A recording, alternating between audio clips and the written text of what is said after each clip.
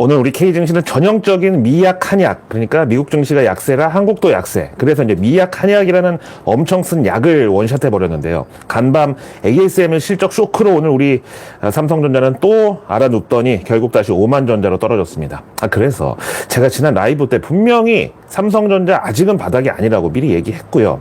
아무튼 간밤 ASML 때문에 미국 엔비디아를 비롯해서 반도체주들이 미국에서부터 다 급락이 나왔기 때문에 오늘 우리도 어느 정도 각오는 했지만 근데 뭐 엔비디아의 경우는 바로 전날 사상 최고치를 찍었으니까 갑자기 이제 ASML 실적 쇼크 핑계로다가 뭐 고점 부담을 이유로 빠질 수도 있다고 치지만 우리 삼성전자, SK 하이닉스 이런 K 반도체주들은 뭐 사상 최고치고 나발이고 뭐 오른 게 있어야 뭐 핑계대고 빠지지. 그래서 전날 엔비디아 사상 최고치에는 마지못해서 조금 그냥 오르는 식으로 우리는 반응하더니 또 이렇게 빠지는 날은 기가 막히게 또 갖다 적용을 해버립니다. 진짜 오늘 같은 날은 야 한국 주식 진짜 못 먹겠다는 소리가 나오고도 남아요. 이제 저도 인정합니다. 자, 그럼 이제 그놈의 모간 스탠리가 맨날 찾아대는 반도체의 겨울이 진짜로 또 이번에도 들어맞는 건가?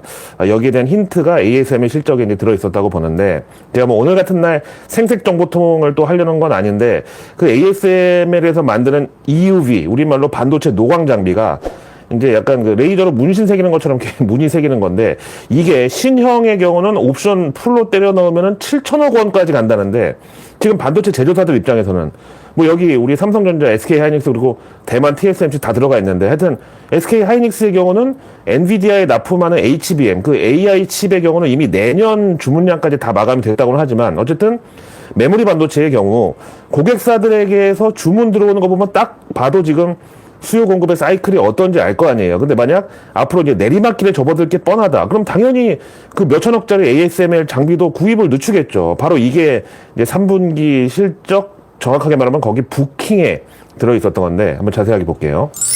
일단 ASML 3분기 매출은 전년 동기 대비 12% 증가하면서 74억 7천만 달러 나와가지고 예상치 71억 8천만 달러를 가볍게 뛰어넘었습니다. 그럼 이제 주당 순이익의 경우도 예상치 4달러 88센트를 초과하면서 앞에 이제 4자가 5자로 바뀐 5달러 28센트가 나왔어요. 그럼 여기까지는 일단 실적 호조 아니냐. 근데 왜 실적 발표하자마자 ASML 주가 16%나 빠지고 난리냐. 그래서 이제 도대체 뭐가 쇼크인지를 봤는데 이게 바로 그 앞에 말씀드린 일종의 가이던스라고 할 수 있는 부킹. 그러니까 신규 예약 계약의 규모가 완전히 이제 박살이 나버린 겁니다. 여기에 대해서 ASML CEO가 직접 EUV, 즉 반도체 노광 장비의 수요 지연이 원인이라고 밝혔는데 수요가 약하면 약하지 지연은 또 뭐냐. 이걸 업계에서는 일명 멀티 부킹이라고 해서 이제 경쟁업체마다 이 ASML 장비를 이제 뺏기지 않으려고 미리 예약을 넉넉하게 이제 걸어 놓는 건데 이게 바로 줄었다는 거죠. 결국은 지금 경쟁사에다가 ASML 장비를 뺏길까봐 미리 선점을 할 정도로 그렇게 반도체 수요가 강력하지 않다는 뜻인데 그러면 TSMC가 가장 최근 실적이 9월 결과 봤을 때 누가 봐도 호조였던 거는 뭐냐. 이건 이제 또 피크야 우려. 그러니까 이제 최근 실적은 좋지만 성장성은 지금이 최상단이라는 그래서 메모리 반도체는 결국 다시 하향 사이클로 향해 간다는 이런 의심을 이번 ASML 실적 정확하게 부킹 여기 예약 물량에서 자극을 한 거죠. 근데 업계에서는 이건 아무래도 이제 대만 TSMC 수요보다는 삼성전자, SK 하이닉스 그리고 뭐 인텔이나 마이크론 이런 데서 ASML 그 장비 발주 예약하는 주문이 감소된 게 아니냐 이렇게 보는데 만약 그래서 오늘 이것 때문에 삼성전자가 다시 5만 전자의 그런 더러운 꼴을 봤다? 그렇게 따지면 오늘 대만 증시에서 TSMC 주가는 왜 우리 삼성전자보다 그럼 더 빠졌냐. TSMC는 이미 엔비디아 블랙웰 주문 받아서 지금 미친 듯이 찍어내고 있는 중인데 ASML 주문 정확하게 말하면 예약 주문 감소에 왜 같이 영향을 받았냐. 그래서 이제 저는 엔비디아를 비롯해서 미국 그 반도체주들 최근에 너무 달렸기 때문에 마침 울고 싶은데 뺨을 때려준 게 ASML 실적이었다고 보고요. 이거 그럼 지난 2분기 때하고 똑같은 상황인데 그 뒤로 엔비디아 결국 다시 반등해가지고 어제 사상 최고치 또 갈아치웠었잖아요. 하여튼 그래서 2분기에도 ASML 실적이 좀 부진하게 나오면서 그때는 뭐 이번처럼 쇼크까지는 아니었고 약간 실적 실망이었는데 그때 이제 반도체주들 폭삭 다 추풍 낙엽 신세로 떨어졌다가 결국 엔비디아는 반등을 한 거예요. 그래서 이제 ASML 실적 부킹에서 쇼크가 나온 거 이거 하나 가지고 반도체의 겨울이 진짜 온다고 뭐 첫 서리가 내렸네 어쩌네 그럴 것까지는 저는 아니라고 봅니다. 하여튼 내일 대만 TSMC 실적 발표 예정이니까 이거는 뭐 그 누구도 나쁠 거라고 예상하는 사람이 없어요. 그래서 과연 ASML이 오늘 싸놓은 똥에다가 TSMC가 약간 페브리즈 정도를 뿌려줄지 한번 기다려 보겠습니다. 또 그다음에 이제 반도체 관련해서 지난번에 퀄컴이 인텔을 인수한다는 소식이 있었는데요. 이거는 진짜 거의 제주 반도체가 삼성전자를 인수하는 그 정도로 쇼킹한 딜이라고 했었죠. 근데 이번에 후속타로 보도 나온 게 퀄컴의 인텔 인수는 미국 대선 이후에 결정이 날 것이다. 그래서 당시에도 이제 반독점법 관련해서 아무래도 미국 법무부가 승인을 안 해줄 것 같다고 했는데 역시 이것 때문에 퀄컴과 인텔은 미국 대선 끝나고 내년 1월 새 대통령 취임식 이후에 다시 만나서 논의를 하자고 일단락을 이제 지었다는 이런 내부 소식이 떴습니다. 과연 해리스와 트럼프 중에서 누가 반독점법에 대해서 유연한 입장일까요? 사실 트럼프는 자국 반도체 산업 보호 차원에서라도 그 퀄컴과 인텔 합병에 대해서는 약간 찬성까지 대놓고 하지는 못하겠지만 조금 유연한 자세일 것 같긴 한데 문제는 이제 해리스예요. 저는 지금 해리스 캠프에서 도대체 뭘 하고 있는지 그 미실현 이익에 대한 과세랑 또 대마 합법화, 낙태 자율화 요거 말고는 경제 정책에 대해서는 도대체 얘네들이 뭐 하고 있는지 나는 알 수가 없어 진짜. 근데 간밤에 급하게 해리스 캠프에서 공개한 흑인 남성을 위한 공약이 있는데 이게 뭐냐면은 흑인 자영업자한테 최대 2만 달러, 우리 돈으로 한 3천만 원 정도를 상환 면제 대출 형태로 100만 건을 꽂아준다는 건데 아니 나는 상환 면제 대출이라는 건 또 처음 봐요. 그 대출이 아니지 그냥 주는 거지. 그것도 미국이라는 자본주의 선진국에서 상환 면제 대출이라고? 하여튼 저는 뭐 이거는 인종차별적인 그런 뭐 스탠스를 떠나서 사실 흑인들은 그 미혼모들한테 주는 푸드 스탬프조차 훔쳐다가 이걸 깡을 해가지고 약을 빠는 게 흔한 일인데 여기서 현찰 3천만 원씩을 100만 명한테 꽂아준다.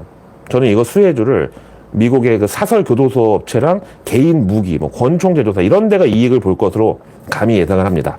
하여튼 이제 그 와중에 또 가장 최근 여론조사를 보면은 흑인하고 히스패닉 계열에서 해리스 지지율이 70%대밖에 안 나와가지고 지난 역대 대선에서는 뭐 오바마든 클린턴이든 바이든이든 다 이쪽에서 90%대 지지율이 나왔던 거에 비해서는 너무 약하다는 분석이고요. 심지어 이번 여론조사에서 흑인과 히스패닉 계열 15%는 트럼프를 지지한다고 밝혔는데 이게 사실상 이제 해리스에게 치명적인 불신이라고 이제 그렇게 보는 겁니다. 그래서 이제 이번 여론조사를 집계한 뉴욕타임즈 측에서는 해리스가 요걸 뺏어오지 못하면 그러니까 흑인들과 히스패닉계에서 지지율 90%를 어쨌든 확보하지 못하면 경합주에서 고전을 면치 못할 것이라고 경고하는데 여기에 대해서 이제 해리스 캠프에서는 바이든에 대한 실망 때문에 그렇게 이제 흑인들과 히스패닉계 사람들이 해리스 지지하는 비율도 타격을 받은 것이라고 핑계를 대고 다시 이제 백악관과 바이든 캠프에서는 아유 저 오바마한테도 인정도 못 받는 게 버니 샌더스 같은 그 사회주의자랑 붙어먹다가 이렇게 된 거라고 또 맹비난을 퍼붓고 있다고 합니다.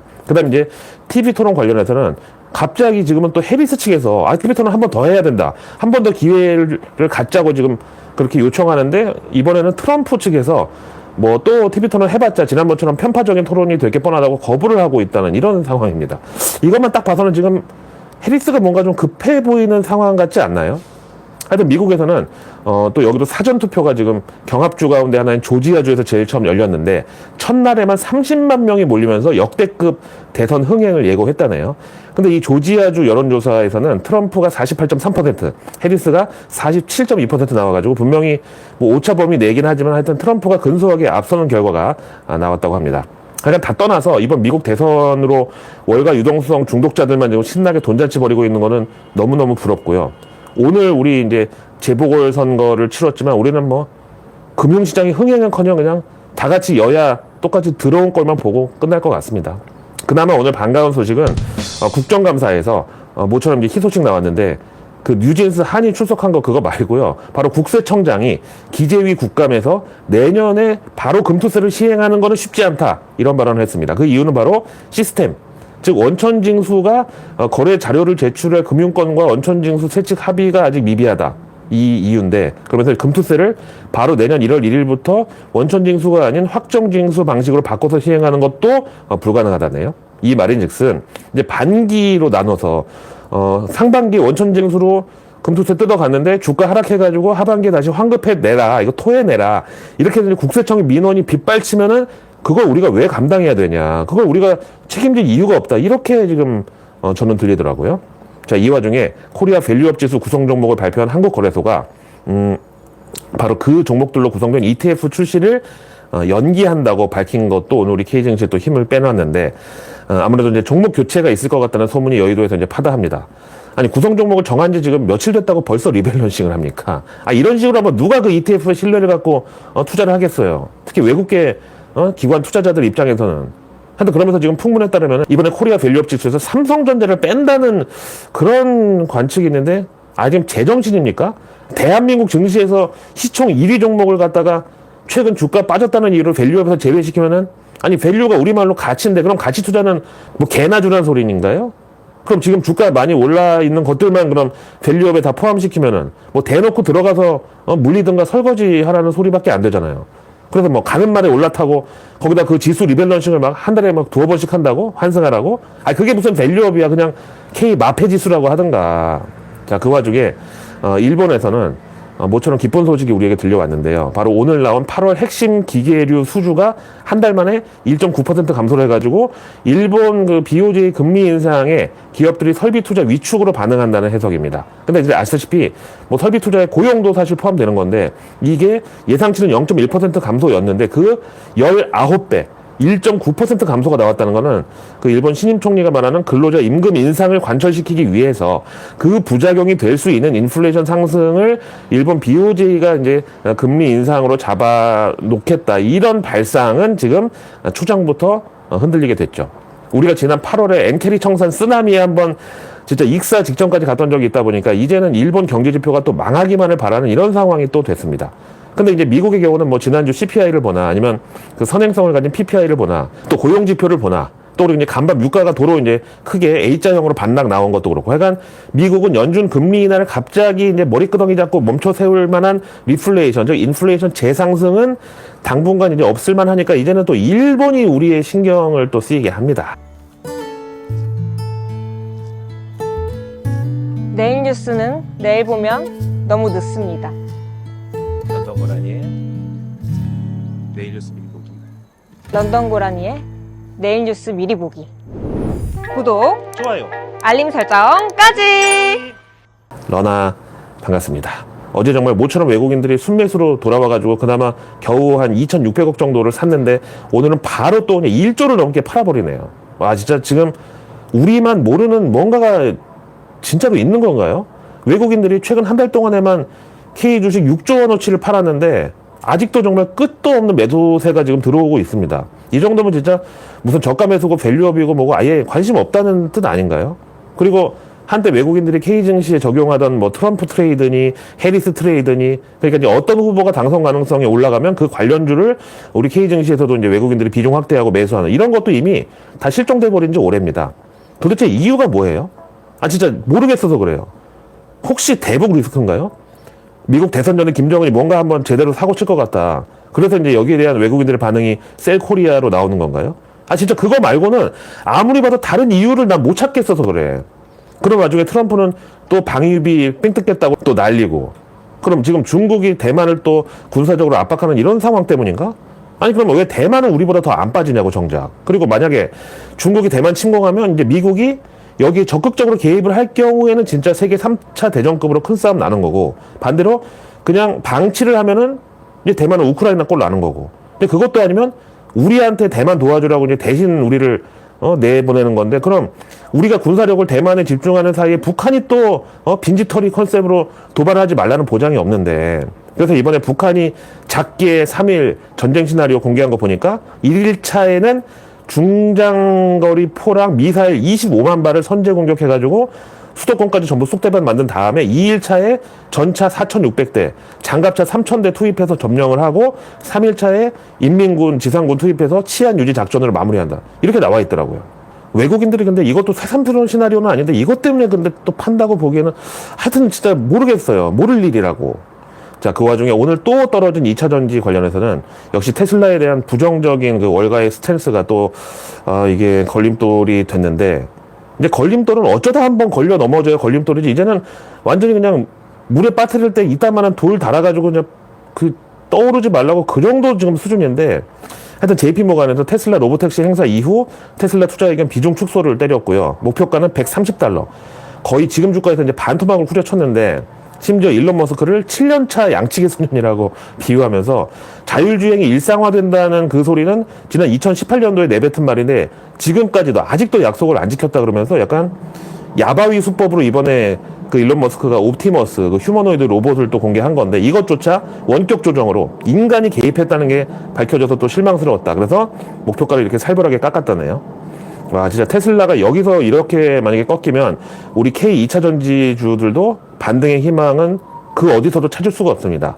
거기다가 3분기 에코프로 금양 이런 데 실적도 개판으로 나올 거 뻔한데 그 근거가 뭐냐고요? 바로 양극재 세계 1위 제조사 겸 유럽의 에코프로, 유미코어의 최근 주가를 보면은 여기 답이 나오죠. 여기 보면은 2차 전지 소재 쪽은 아직도 바닥이 아니에요. 이제는 뭐 적자라서 PER도 뭐 비교의 의미가 다 사라졌고요. 그냥 시총만 보면 유미코어가 작년 고점 대비 지금 3분의 1 토막 나서 3조 5천억인데 에코프로는 아직도 11조야, 시총이. 이게 말이 된다고 생각하세요? 거기다가 이제 금양이 지금 부산 기장에 건설 중인 드림팩토리. 얘네들은 왜 이렇게 꿈을 되게 좋아해? 자기네가 개발한 배터리도 뭐 꿈의 배터리라고 하더니 원래 꿈의 배터리는 전고체인데 그걸 갖다 써. 근데 공장 이름도 드림팩토리인데 여기가 지금 공사가 중단이 됐대. 그 이유가 시공사에다 건설 대금을 미지급해서 이걸 이제 동부건설 쪽에서 맡아갖고 있는데 300억을 미지급이고요. 지금까지는 협력업체에 지급할 공사 대금 같은 거 동부건설에서 대신 내주다가 도저히 안 되겠다고 지금 공사 중단 선언을 했나 봐요. 여기에 대해서 이제 금양 측은 유상증자 이제 얼마 안 남았으니까 조금만 기다려달라. 이런 입장이고 이번에 유상증자 4,502억 이 종이 장사로 3,502억은 어차피 설비 투자에 들어갈 돈이라고 했으니까 걱정 말라고 지금 이러고 있어요.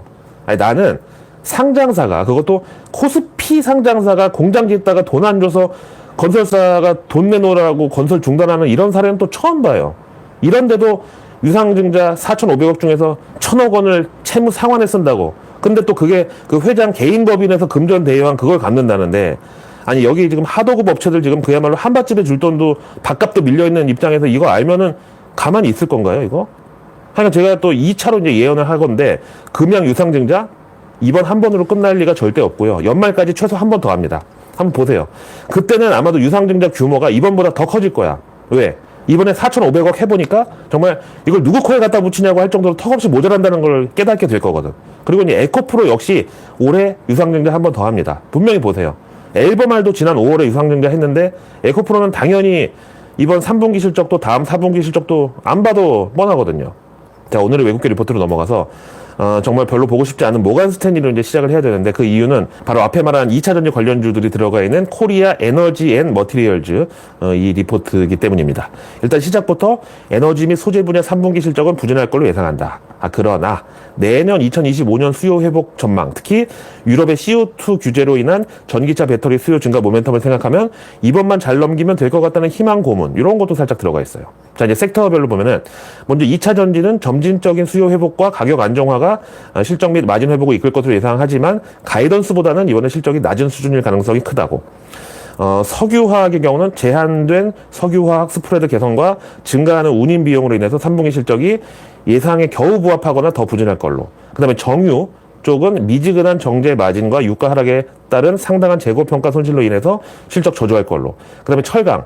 여기는 수요 회복 신호가 제한적이고 평균 판매 가격 ASP가 하락했음에도 불구하고 원자재 가격 하락이 일부 완충 역할을 해서 예상에는 겨우 부합하는 실적을 기록할 수가 있다. 그래서 모간 스탠리의 K 에너지 소재 화학 최선호주로는 바로 LG 화학하고 LG 에너지 솔루션을 꼽았고, 그래서 이제 목표가랑 투자 의견 보면은 당연히 둘 다 비중 확대고 LG 화학 47만 원, LG 에너지 솔루션 55만 원.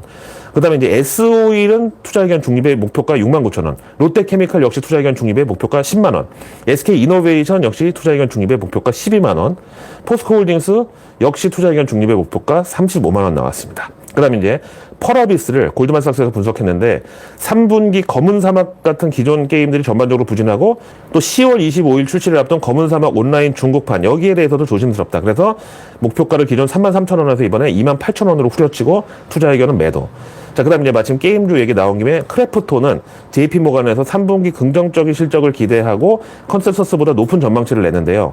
매출 6,800억, 영업이익 2,680억, 순이익 2,610억 이렇게 해서 컨센서스 대비 매출은 5%, 영업이익은 4%, 그리고 순이익은 26%를 높은 수치로 제시했습니다. 그래서 투자 의견 비중 확대에다가 목표가 42만 원으로 콜했습니다. 그리고 마침 UBS도 이 크래프톤에 대해서 5분기 연속 수익이 전망치 상회를 예상한다. 그래서 투자 의견 매수에다 목표가 JP모간보다 10,000원 높은 43만 원으로 제시했습니다. 그다음 이제 이 UBS가 오늘의 주인공격의 리포트를 내는데 아시아 테크 분석에서 최선호주로 꼽은 종목 13개 중에 대만은 뭐 TSMC, 일본은 TDK 들어갔고 우리 K증시에서는 삼성전자, 삼성전기 그리고 SK 하이닉스를 꼽았습니다. 목표가는 삼성전자 95,000원, 삼성전기 20만원, SK 하이닉스 23만 1,000원으로 콜했습니다. 그다음에 또 맥쿼리도 아시아 증시 선호주를 발표했는데 여기 우리 HD 현대일렉트릭, 기아 그리고 SK 하이닉스가 포함됐고 삼성전자의 경우는 지난번에 있었는데 이번엔 제외가 됐습니다. 이제 여기 대만 TSMC는 또 들어갔고요. 그다음에 중국에서는 비아디, 샤오미 이런 종목들이 포함이 됐네요. 그래서 내일 뉴스는 내일 보면 너무너무 늦습니다.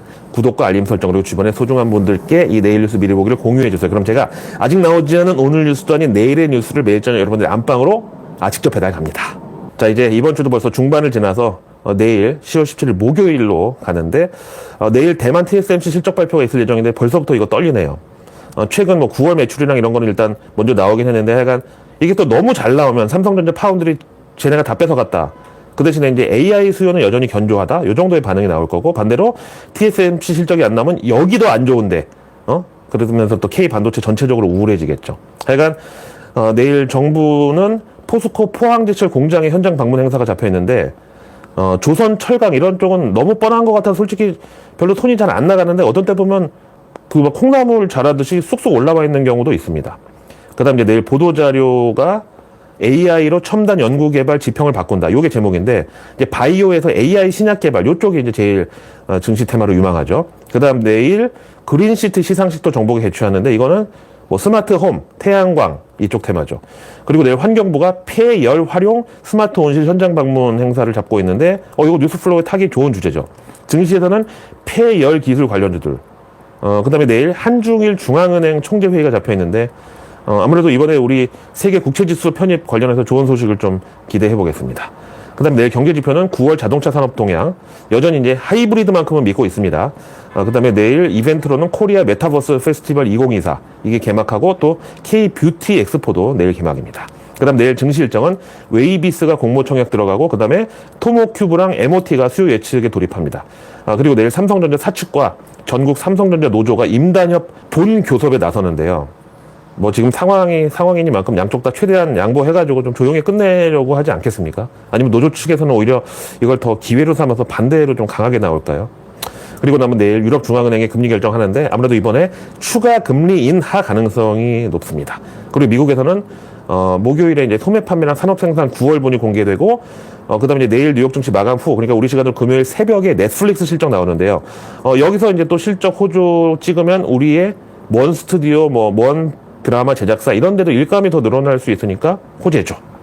자, 오늘 하루도 고생 많으셨고요. 저는 내일의 내일 뉴스를 들고 다시 찾아뵙겠습니다.